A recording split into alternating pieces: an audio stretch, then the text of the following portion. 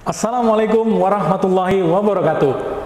Halo Sobat Hijrah, kali ini kita akan membahas makanan yang halal dan thayyib. Apa saja sih aspek dan yang dimaksud dengan makanan halal dan thayyib, lalu manfaat apa saja kalau kita mengonsumsi makanan yang halal dan thayyib. Baik, langsung saja dengan narasumber kita, Ustadz Fauzi Basultana Hafizahullah Ta'ala. Assalamualaikum Ustadz. Waalaikumsalam. Gimana kabarnya Ustadz? Sehat ya Ustadz? Alhamdulillah. Alhamdulillah, Masya Allah. Langsung saja Ustadz, pertanyaannya yang pertama adalah, apakah yang dimaksud dengan halal dan thayyib itu Ustadz? Barakallahu fiik. Jadi alhamdulillah wassalatu wassalam ala Rasulillah wa ala alihi wa sahbihi wa wala. Sahabat hijrah yang dimuliakan oleh Allah, yang dimaksud dengan halal dan thayyib, dua kata yang selalu disebutkan beriringan oleh Allah Subhanahu wa taala. Baik itu dalam Al-Qur'an maupun hadis. Jadi halal dan thayyib. Allah Subhanahu wa taala mengatakan dalam firman-Nya, ya ayuhan nas, kulu mimma fil ardi halalan thayyibah. Ini surah Al-Baqarah ayat 168. Wahai sekalian manusia, makanlah apa yang ada di bumi seluruhnya. Yang penting dia halal dan thayyib. Wala tattabi'u khutuwatis syaitan. Innahu lakum aduwwum mubin. Ya, jangan kalian mengikuti langkah-langkah syaitan, cara-cara syaitan. Karena dia ini adalah musuh yang nyata buat kalian. Semua makanan, enaknya apa? Di dalam Islam ini semua makanan halal. Semua minuman halal. Semua makanan dan semua minuman itu halal. Jadi banyak yang halalnya daripada yang haramnya. Yang haramnya cuma bisa dihitung dengan jari. Ya. Pertama, misalnya disebutkan oleh Allah dalam surah Al-Baqarah ayat 173, Al-Maidah ayat 3, ya, yaitu bangkai, darah, misalnya, kemudian daging babi, apa-apa yang disembelih tidak menyebut nama Allah Subhanahu wa taala. Nah, kemudian tambahannya lagi disebutkan oleh Allah di surah Al-Maidah ayat 3, yaitu yang hewan yang disembelih bukan atas nama Allah, lalu hewan yang tercekik, yang dipukul, yang jatuh, yang ditanduk, kemudian yang diterkam binatang buas. Ini semua selain itu halal. Begitu juga minuman pokoknya tidak mengandung khamr, sesuatu yang memabukkan, apapun namanya. Ya, semua jenis narkoba itu diharamkan. Semua jenis narkoba itu diharamkan. Nah, ini teman-teman sekalian, sahabat hijrah yang dimuliakan oleh Allah Subhanahu wa taala. Ketika Allah memberikan batasan-batasan, yaitu seluruh yang diharamkan ini, pasti ada hikmah di balik itu.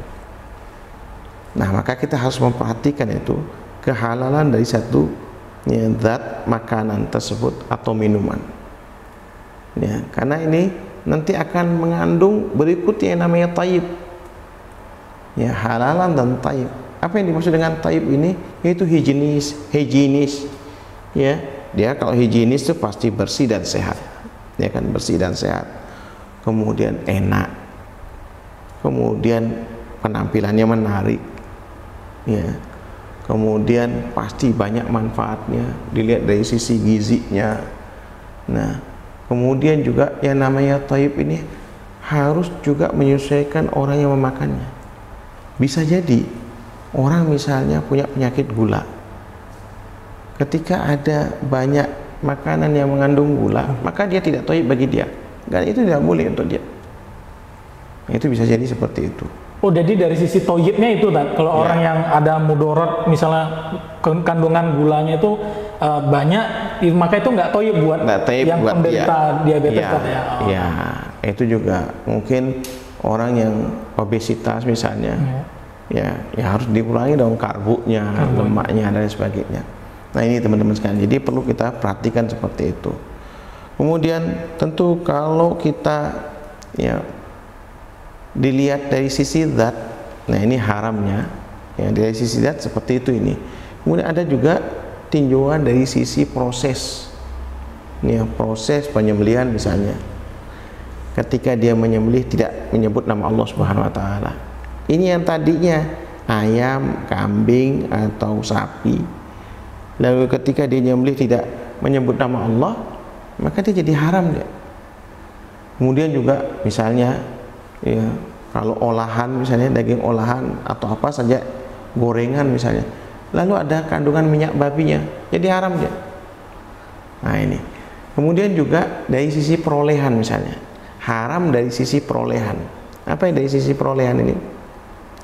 Ya kalau misalnya dari bisnis misalnya, ya hindari ya semua unsur yang ada di dalam istilah maghrib itu.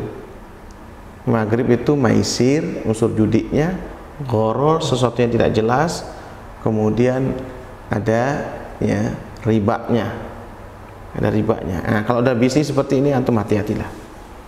Ya, atau kalau dari sisi ya pegawai misalnya perolehannya, ya hati-hati dengan korupsi, tidak amanah, ya mencuri, ya dan lain sebagainya ini. Kemudian ada lagi tambahan nih, beberapa ikhwam yang sering juga di lapangan ini, yaitu dari penyajiannya, kemudian barangkali penyimpanannya, lalu pengirimannya. Penyajiannya barangkali ya meletakkan airnya asalnya halal, cuma karena pakai ya gelas dari emas, dia jadi haram. Oh, kalau pakai emas nggak boleh, tak? Nggak boleh. Oh. Karena diharamkan kita pakai. Ini penyajian yang mudah kan. Terus kemudian penyimpanannya barangkali. Kita punya ya freezer, nggak taunya ada orang nitip babi di situ. Sehingga semua yang ada di situ dia terkontaminasi dengan hal-hal yang najis yang najis. Nah, itu ini ya kira-kira seperti itu. Lalu yang kedua Ustaz, aspek apa saja yang menunjang suatu produk itu dikatakan halal dan thayyib Ustaz?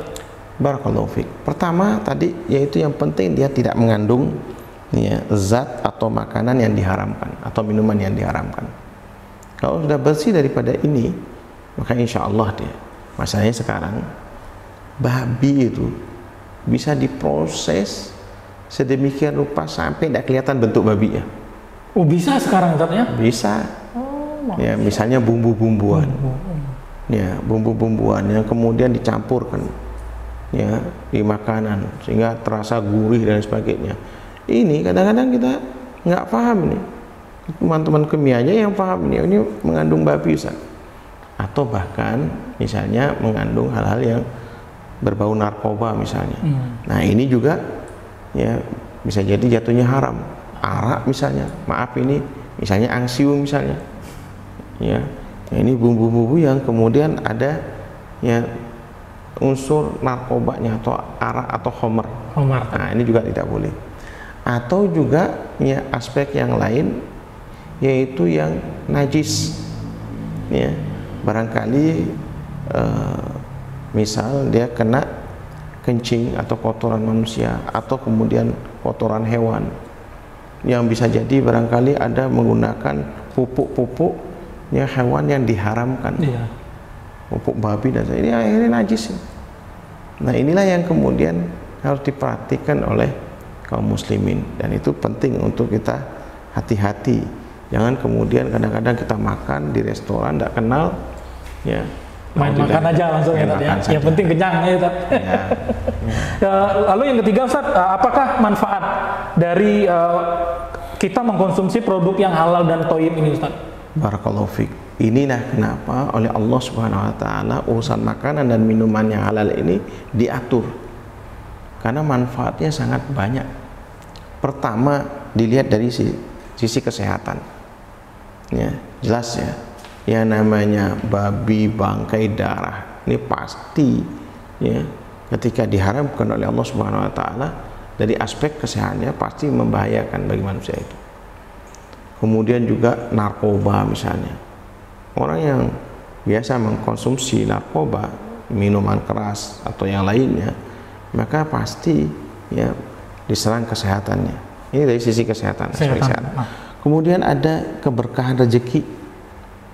Ya, kalau seandainya seseorang itu dia terbiasa ya memakan barang yang halal, maka insya Allah rezeki yang diperoleh juga panas istilahnya. Wow, masya Allah. Ya, artinya apa? Pasti ada saja yang kemudian diambil oleh Allah Subhanahu wa taala. Ya, ada sakitnya barangkali atau rusaknya ya orang tersebut ya, atau barangkali dia akan ya apa namanya mengurangi imannya, ya itu diantaranya. Lalu juga ya apa ada istilah you are what you eat. You ya. are what you eat. Ya, engkau akan menjadi seperti apa yang kau makan. Mohon maaf ini, kalau antum ikhwas sekalian, lihat aja, perhatikan. Orang yang biasa makan babi, mesti dia peranginya seperti babi tersebut. Nah itu, jadi hati-hatilah makan seperti itu. Nah, ini istilah yang kita harus. Baik, mudah-mudahan ada manfaatnya. Baik, Sobat Hijrah, demikian apakah yang dimaksud dengan makanan halal dan thayyib, lalu aspek apa saja, dan selanjutnya manfaat apa saja kalau kita mengonsumsi makanan yang halal dan thayyib yang seperti yang dijelaskan oleh barusan oleh Ustadz Fauzi Basultana Hafizahullah Ta'ala. Semoga kita selalu dalam lindungan Allah Subhanahu wa Ta'ala dan kita bisa memilih makanan yang halal dan thayyib dan baik untuk kesehatan kita pastinya. Semoga Allah Subhanahu wa Ta'ala selalu memberikan rahmat dan taufiknya kepada kita semua seluruh kaum muslimin. Demikian yang dapat kami sampaikan. Wassalamualaikum warahmatullahi wabarakatuh. Waalaikumsalam.